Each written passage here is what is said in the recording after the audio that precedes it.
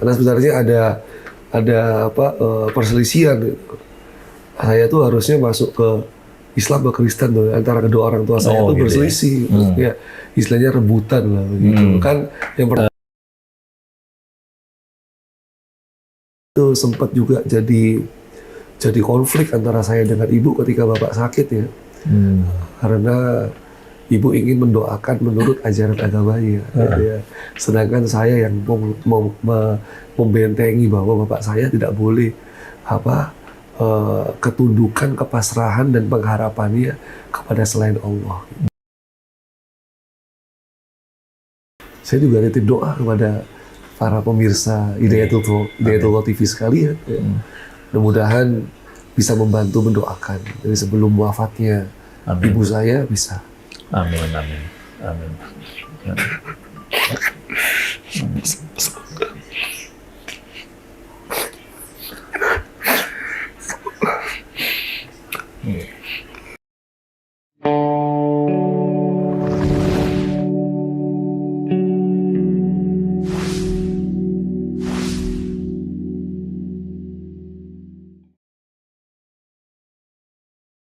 Assalamualaikum warahmatullahi wabarakatuh. Waalaikumsalam warahmatullahi wabarakatuh. Apa kabar penonton sekalian? Mudah-mudahan sehat selalu.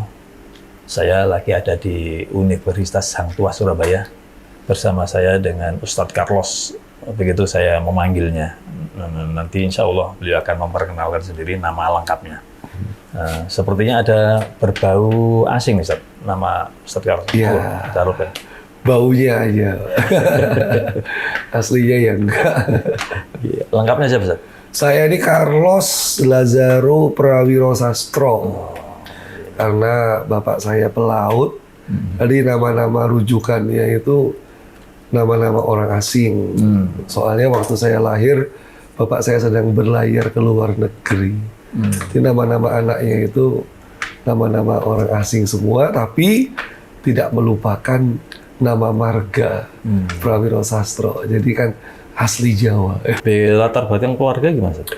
Oh, orang tua saya, bapak, ibu, keduanya kebetulan Purnawirawan TNI Angkatan Laut. Keduanya? Dua-duanya. Dari Jawa, satunya? Bapak saya dari Jawa Tengah, ibu saya dari Manado. Oh, Manado. Ya, kabarnya keluarga beda agama ya? Ya, jadi orang tua saya ini nikah beda agama. Dan nikahnya di catatan sipil karena waktu itu masih boleh. Ini Undang-Undang Perkawinan tahun 74 itu mungkin belum berlaku ya. Belum berlaku. Jadi masih bisa lolos pernikahan beda agama. Gitu. Tapi kayaknya sekarang pun banyak lolosnya. Banyak pintu masuk. Iya, banyak nabrak-nabrak sering sekarang itu. Di pengadilan agama ditolak, pengadilan negeri bisa menyetujui. Ya. Emang sejak kecil Ustadz Carlos, beliau ini tenaga pengajar di Universitas Hang Tuah, juga aktif membina masyarakat sebagai dai. Gitu ya. Nah, sejak kecil memang agamanya non-Islam beda. Jadi ayah saya kan agamanya Islam, ibu saya agamanya Kristen. Jadi kalau kita mengatakan sekarang toleransi beragama atau kehidupan yang saling menghormati itu di keluarga saya itu yang saya rasakan. Jadi kalau hari Jumat ya ke masjid, kalau hari Ahad ya ke gereja, dan itu berlangsung sangat lama itu ya. Sampai saya SD lah.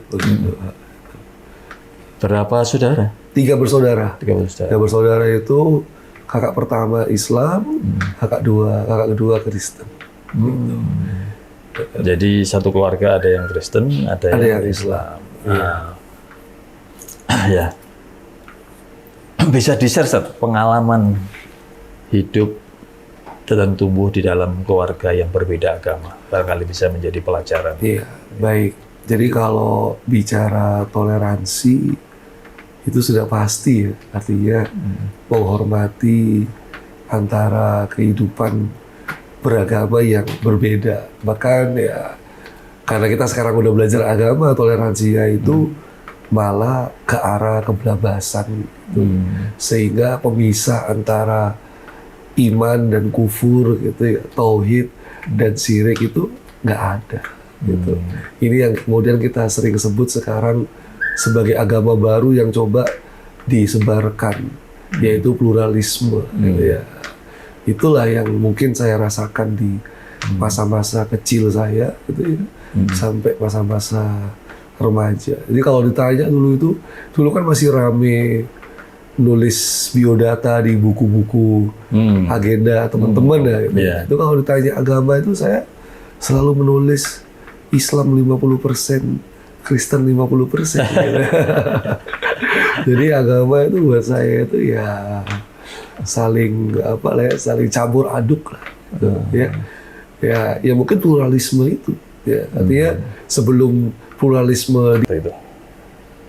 Nah, dalam arti penting itu berarti anak juga dididik secara serius dalam hal keagamaan atau gimana? Nah, karena agama itu campur, jadi agama bukan hal penting. Gitu. Jadi apa ya, orang nyebut itu sebenarnya terserah gitu ya. Tapi karena anak-anak kecil ya, jadi kan kita nggak tahu apa yang mau ditekuni gitu, ya kan. Jadi kita hanya merasakan siar-siar agama. Kalau hari raya besar Islam, nah itu hari raya besar Kristen, ya itu kita hanya ikut menyemarakkan itu. Ini konsep-konsep tentang keimanan, gitu ya. Konsep tentang ketauhidan, konsep tentang keselamatan, itu nggak ada. Kalau ibadah ya kita laksanakan lah sebagaimana umumnya manusia. Tapi ya gara-gara itu saya sebenarnya sangat terlambat belajar agama, terlambat baca Quran, gitu ya. Ya, walaupun ya sebenarnya ada sisi positif selamatnya, yaitu ketika SD itu dipaksa, di bapak saya memaksa SD itu didaftarkan Islam, gitu. Ya. Karena sebenarnya ada perselisihan. Gitu. Saya tuh harusnya masuk ke Islam atau Kristen tuh, antara kedua orang tua saya tuh gitu berselisih.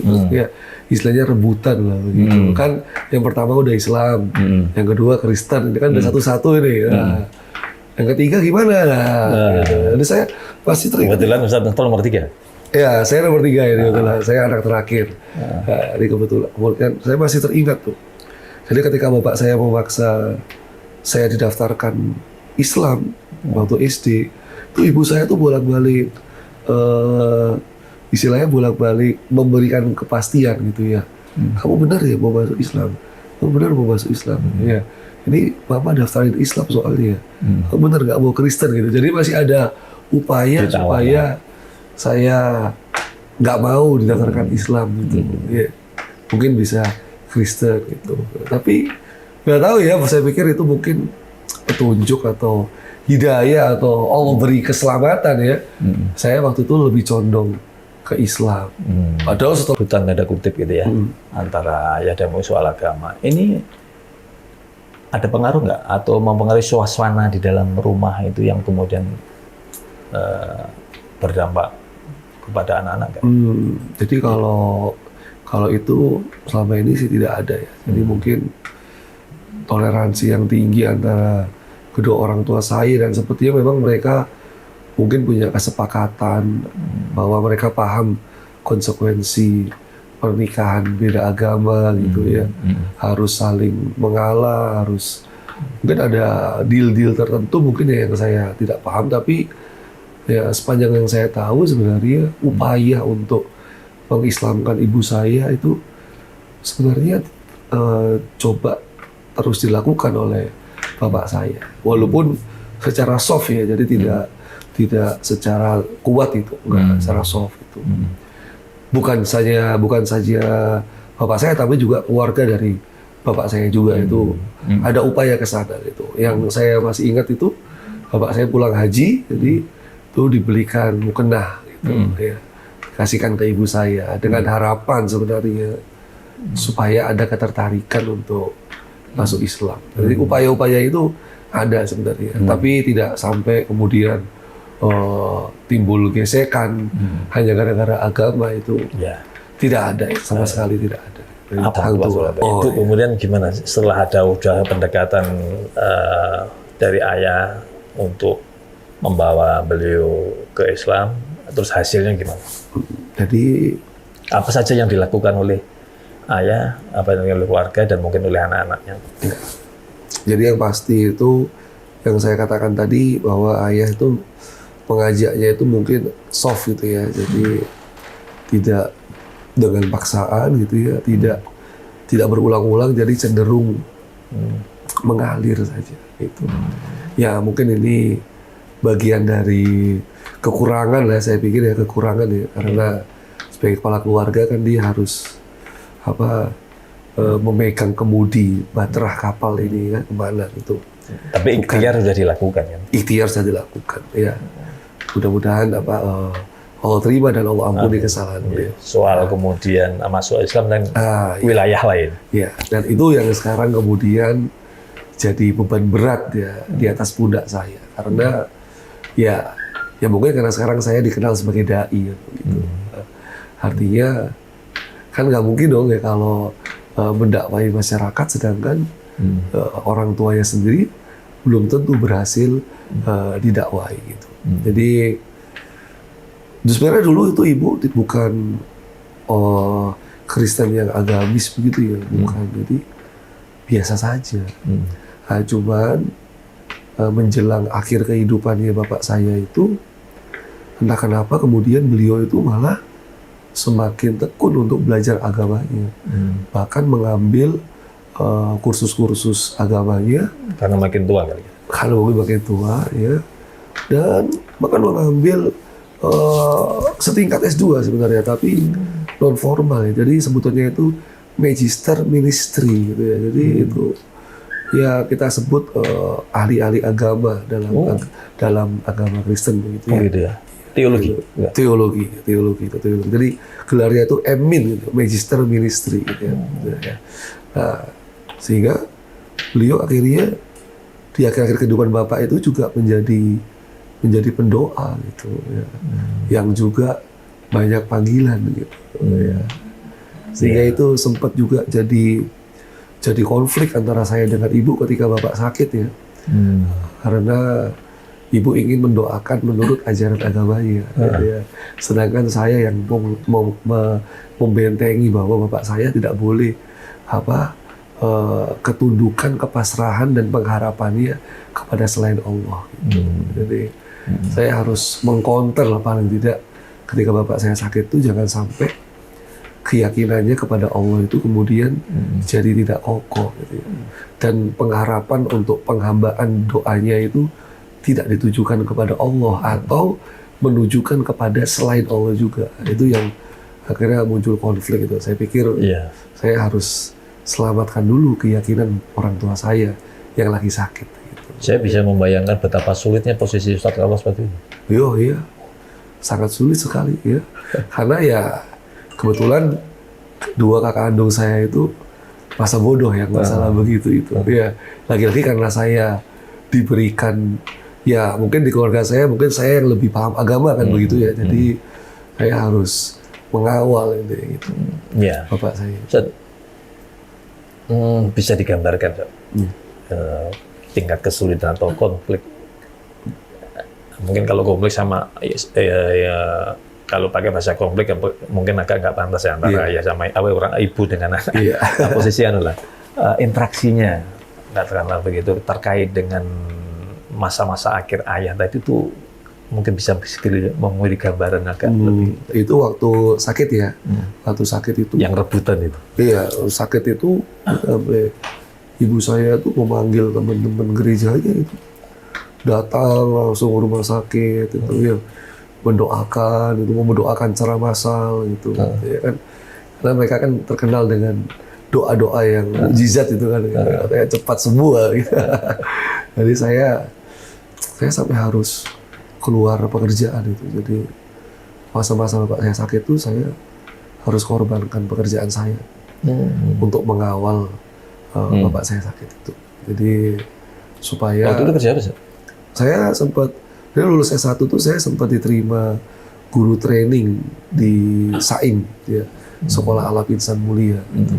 Saya sempat diterima. Jadi saya harus tidak saya lanjutkan itu. Jadi setelah training 3 bulan itu kan harusnya jadi guru kontrak begitu ya. Tapi saya tidak melanjutkan. Jadi saya harus mendampingi bapak saya di masa-masa pemulihan sakitnya begitu.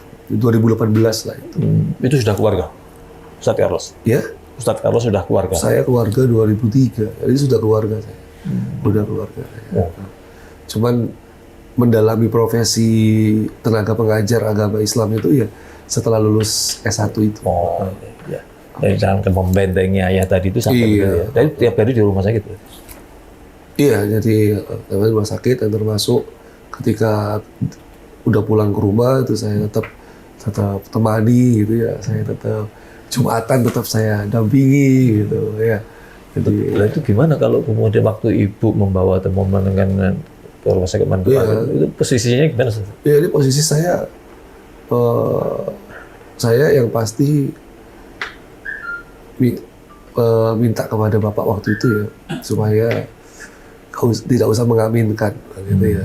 Itu yang pertama. Dan kemudian selama proses doa itu kita mohon perlindungan kepada Allah gitu ya. Dan tentu membaca ayat-ayat perlindungan lah ya, yang paling mudah muawwidatain atau ayat kursi gitu ya, supaya ya, tidak ada intervensi lah dalam masalah itu. Jadi ya kayak perang kuat-kuatan doa, kuat-kuatan doa gitu ya. Tapi saya posisi sendiri, saya hanya berdua sama bapak saya, sedangkan saat itu rombongan kan kita nggak bisa menolak ya, karena orang kan niat tujuan baik untuk mendoakan gitu ya kan.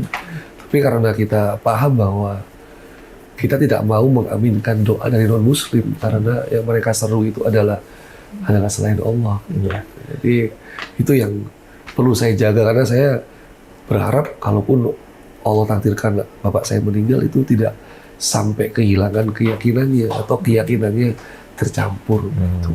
Ya. Hubungan Ustadz Carlos sendiri dengan ibu saat itu seperti apa? Ya memang ya ini memang juga kalau waktu awal-awal ya, jadi kan saya awal-awal hijrah itu sering berbagai macam ikut pengajian itu ya, segala macam. Nah, itu biasanya itu ada guru-guru yang keras gitu ya, ada guru-guru yang biasa saja gitu. Nah, kebetulan passion saya tuh ke guru-guru yang keras. Di situ yang kemudian mulai ada banyak permasalahan itu ya, karena kalau udah kena guru yang keras gitu ya, jangankan yang beda agama, yang seagama aja tuh orang tua tuh bisa hilang rasa hormatnya gitu ya. Itu juga yang saya alami sampai puncaknya itu, dan ini yang masih saya sesali sampai sekarang ya. Ya karena terlalu kerasnya itu. Itu saya menikah itu, ibu saya tidak izinkan masuk ke dalam masjid gitu. Ya, karena pemahaman yang keras itu. Ya. Padahal kalau kita membuka literasi, memperluas wawasan kan tentu ada perbedaan pendapat ya tentang hukum non-muslim masuk masjid ya. Tapi itulah bagian dari takdir yang sudah saya jalani. Ya, itu akhirnya banyak muncul gesekan-gesekan gitu. Ya. Tapi itu awal-awal ya, sebenarnya seiring perjalanan waktu, luasnya wawasan, banyaknya guru, gitu ya, perbanyak literasi, ya, itu yang membuat kita akhirnya bisa menentukan posisi gitu ya, dan memberikan kebijaksanaan dalam segala macam peristiwa itu. Iya, Masya Allah. Bisa bayangkan bersama. Ya, ketika terjadi rebutan tanda kutip tadi, ayah, itu hubungan Ustadz Carlos dengan ibu kayak apa? Ya itu gesekannya hanya sedikit saja sebenarnya. Jadi kalaupun ada adu argumen itu biasa saja. Artinya nggak terlalu sampai gimana. Jadi justru kakak itu kan ibu saya juga karena masa tua ya, jadi Usia berapa sih? Kalau sekarang itu sebenarnya udah 70-an lebih ya. Kalau sekarang itu 70-an lebih. Eh, waktu awal-awal saya sakit itu kan lagi kencar-kencarnya di tukang doa itu. Jadi semakin kesini itu aktivitas doanya juga sudah semakin berkurang. Jadi juga tidak bisa banyak aktivitas di luar juga. Gitu. Iya. Jadi akhirnya kita ya kalau mencoba membujuk itu ya hanya diskusi-diskusi ringan santai. Karena seringnya tuh saya nggak sabar sebenarnya. Sebagai anak tuh seringnya nggak sabar. Ya, jadi Sering ya diskusi soal agama. iya, jadi cuman saya cenderung menghindar sekarang itu karena Khawatir nggak tahan. kecuali nggak sabar dan saya bisa Melukai orang tua. nambah volume suara kan begitu ya, itu yang tuh akhirnya saya pakai lewat anak saya lah gitu. Saya pakai lewat anak saya gitu. Jadi ya itu yang bedakan saya dengan saya waktu kecil sama anak-anak saya. Kalau anak-anak saya doktrin sejak dini, saya doktrin gitu. Karena itu yang nggak saya alami waktu saya kecil dulu. Jadi akhirnya anak-anak saya yang kadang-kadang nyampaikan ke ibu saya gitu. Akhirnya anak saya yang dibully ya sama orang tua saya. Iya. Harus disiapkan tuh. Iya. Anaknya harus disiapkan. Siap.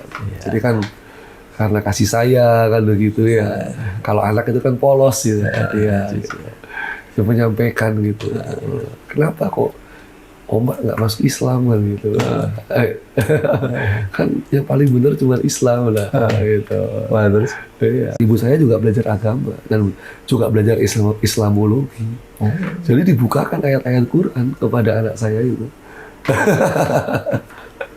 Ayat Al-Quran yang Mendukung keyakinan. Ya. Jadi ya itulah yang mungkin membuat agak rumit ya. Tapi hubungan Ustadz Carlos sendiri dengan Ibunda, Kita nggak pernah ada masalah sebenarnya. Saya ya masih hormat gitu ya, terus berkunjung bahkan ini entah salah entah enggak ya. Saya masih kalau saya di rumah saya masih nganter ke gereja sebenarnya. Saya masih nganter ke gereja gitu ya. Walaupun ya itu bisa dibilang salah gitu ya. ya tapi mungkin lebih kepada penghormatan Iya, sebagai orang tua ya. penghormatan. Karena saya nggak mungkin dong ibu saya naik beca gitu ya. Kadang ada yang nganter naik motor dengan usia setua itu, Pak. Saya nggak mungkin. Mudah-mudahan dia bagian dari dakwah ya. Iya, itu Akhlak banget. sebagai Betul. seorang anak. Betul. Jadi memang sekarang tuh saya lebih fokus kepada doa sebenarnya. Gitu. Jadi adu argumen atau dakwah-dakwah singkat itu yang belum saya mulai lagi. Walaupun saya sudah kumpulkan amunisi ya sebenarnya. Jadi buku-buku tentang kayak seperti Ustadz Insan Mokoginta ya. Kebetulan beliau kan dari Manado juga. Karena ibu saya juga dari Manado. Itu yang saya jadi rujukan almarhum Ustadz Insan Mokoginta itu. Ya. Ya amunisi udah saya siapkan. Memang belum lah. Ada ya kesibukan aja. Sok sibuk aja. Tinggal di mana Ibu? Ibu di Perak. Sendiri? Di Perak. Di Surabaya. Sendiri tinggal? Ada saudara sepupu yang menemani. Kakak kedua saya tuh ada juga. Oh, gitu ya. Kakak kedua saya yang agama Kristen itu ada di rumah Perak juga. Oh, Iya. kakaknya tadi ada Yang pertama yang Islam, yang kedua yang gitu. Kristen. Tapi Kristennya kayak Kristen seperti apa? Kalau kakak saya yang kedua ini, Ya, ini kalau Om Terkot ya Om Terkot aja. enggak, bukan Kristen biasa aja. Jadi bukan Kristen yang fanatik. Gitu ya. Biasa aja. Ya, Insya Allah. Ya. Mudah-mudahan ini ke depan dibukakan pintu hidayah buat Betul. Ibu. Ya.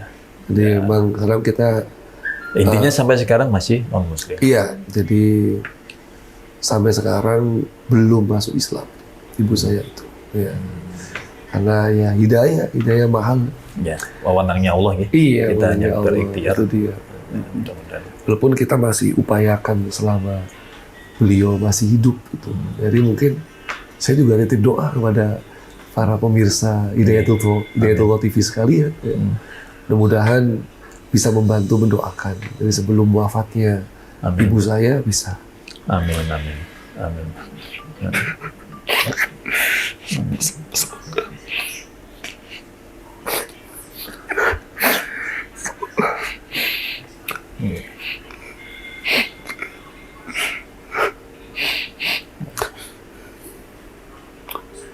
Ini mohon kepada semoga Allah karuniakan sebelum wafatnya Allah berikan hidayah. Amin.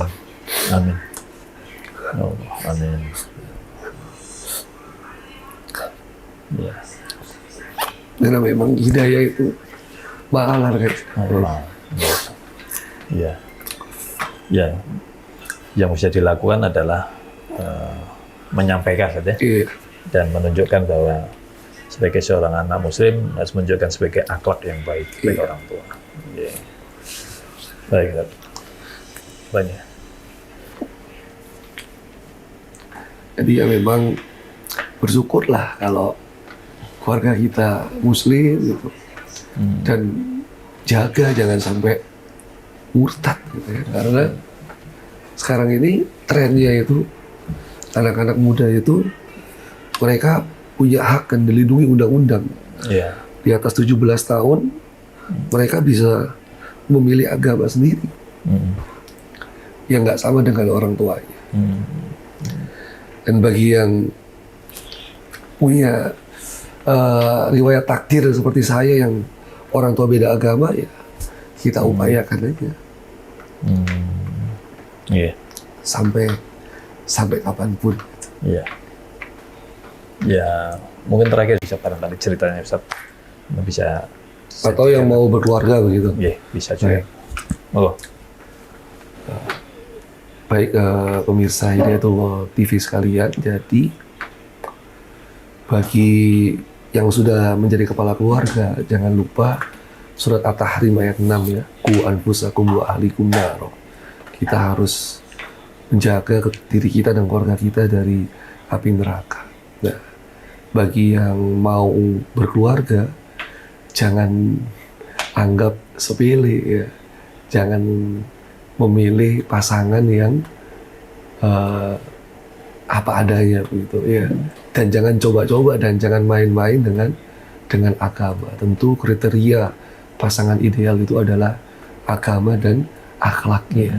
Mereka yang memilih agama dan akhlak saja itu belum tentu mulus jalannya.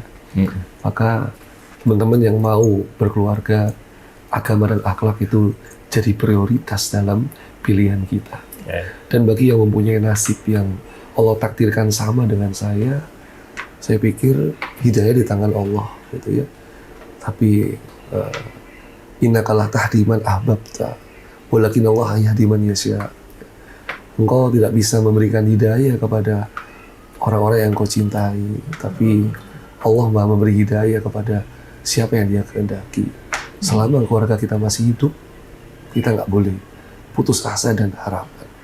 Apalagi ini syutingnya di bulan Ramadan, jadi ini kesempatan kita terus upayakan dengan akhlak yang baik, terus doakan, jangan pernah berhenti sehingga kebersamaan kita di dunia, insya Allah bersama di surga Allah kelak. Amin. Amin. Amin. Terima kasih. Baik.